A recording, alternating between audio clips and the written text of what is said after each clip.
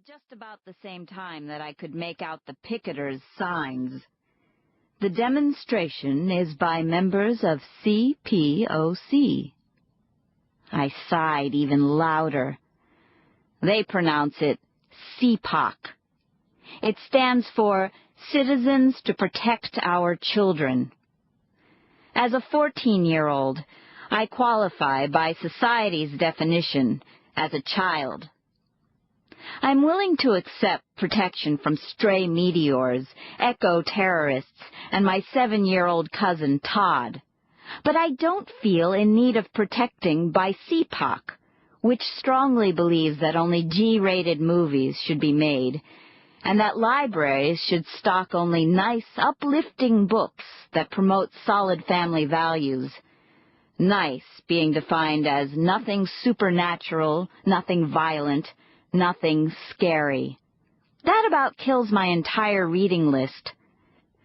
I think there are a couple alphabet books they approve of. Still, as far as I knew, this was the first time they'd ever come after Rasmussen. I have excellent timing like that. As the bus passed by the patch of sidewalk the picketers had claimed, I could read their signs. Magic equals Satanism, and violence begets violence, and inappropriate for our children. Why can't you drop me off? I asked. Legally, they aren't allowed to obstruct anyone from going in. I'd learned that in participation in government class. Rochester Transit Authority is prohibited from letting a minor disembark into a situation that might be hazardous, the bus told me. A little bit of artificial intelligence can be an annoying thing. What are they going to do, smack me on the head with a pamphlet? I asked.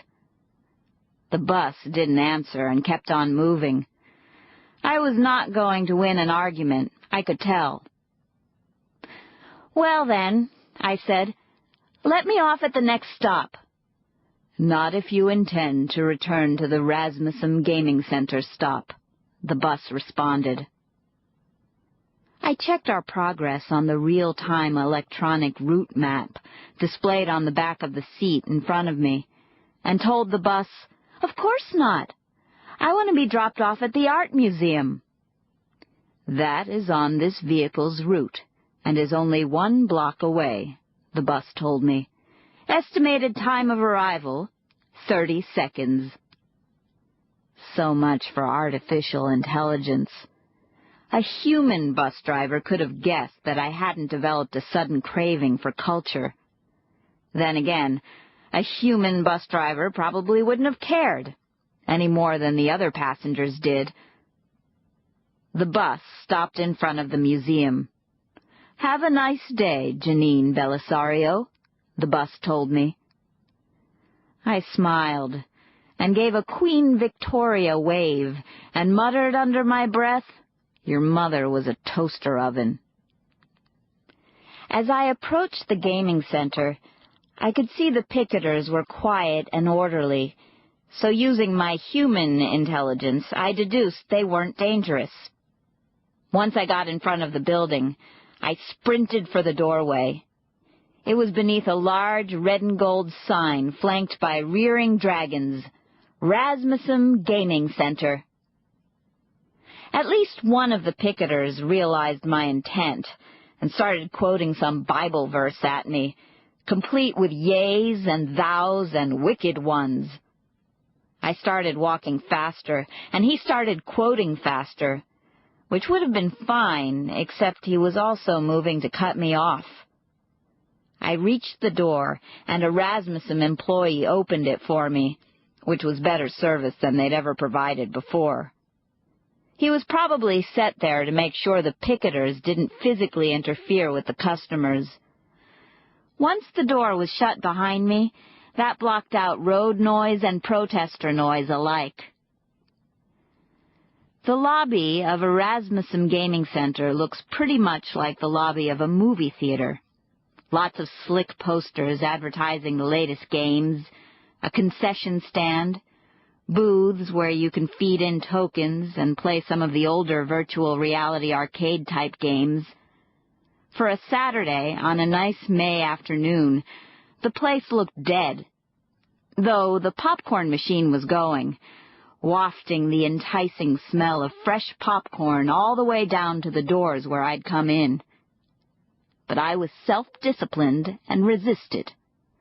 I went up to the reception desk in the waiting area. The total immersion gaming rooms were beyond, where they hook you up to the computer, as an individual or with a group, to experience a role-playing fantasy. There were a pair of older boys, late high school or maybe even college age, sprawled in the comfy chairs in the waiting area, looking as though they'd been there a while. They glanced up hopefully when they spotted me, then returned to leafing through their catalogs and poking at each other and trying to look cool for the receptionist, who was tapping her computer keys with the speed, concentration, and fervor of someone who had to be playing Tetris instead of working. She must have made a game-ending mistake, for she scowled and looked up.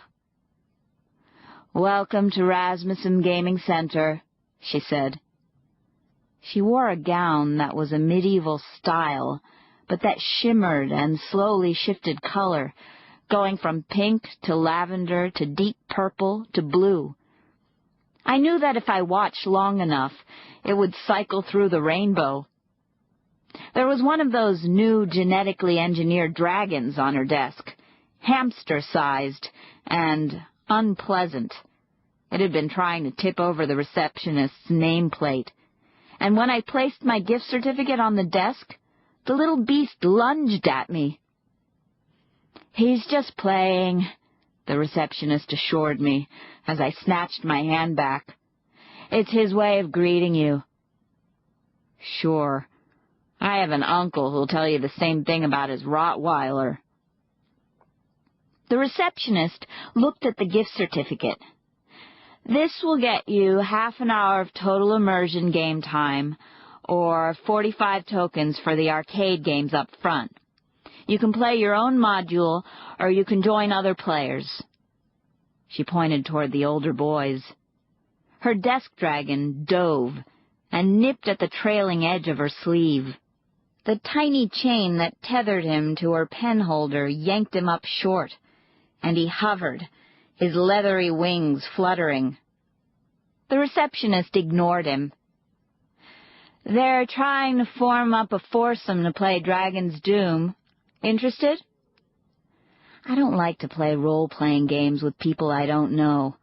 And besides, I figured an 8th grade girl with a 7th grader's figure probably wasn't exactly what they'd been hoping for either. "No, I'll play with computer-generated characters," I said. The receptionist nodded. I could see her set herself on automatic pilot. "Because the computer directly stimulates your brain, you will feel as though you're actually experiencing the adventure." She must have said this about 1,000,000 times a day, because she spoke quickly and without inflection, so that if I hadn't known what she was talking about, I wouldn't have known what she was talking about. "Half an hour of game time will take you through the 3 days of your chosen computer adventure. You will smell the smells, taste the tastes, feel the texture of the clothes you're wearing and the things you touch. You will experience cold if your computer persona is in a situation where he or she would feel cold, just as you will feel hunger and you might feel pain. If your persona is killed off, you will not, of course, feel that pain. You are guaranteed at least 30 minutes of playtime. If you get killed before your 30 minutes have been used up, you will be given another life and the adventure will automatically restart.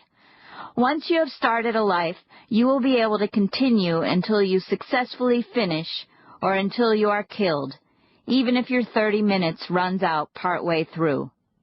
Any questions?" I shook my head. "Want to check out the promos?" She pointed to the alcoves. and her dragon once again lunged and missed.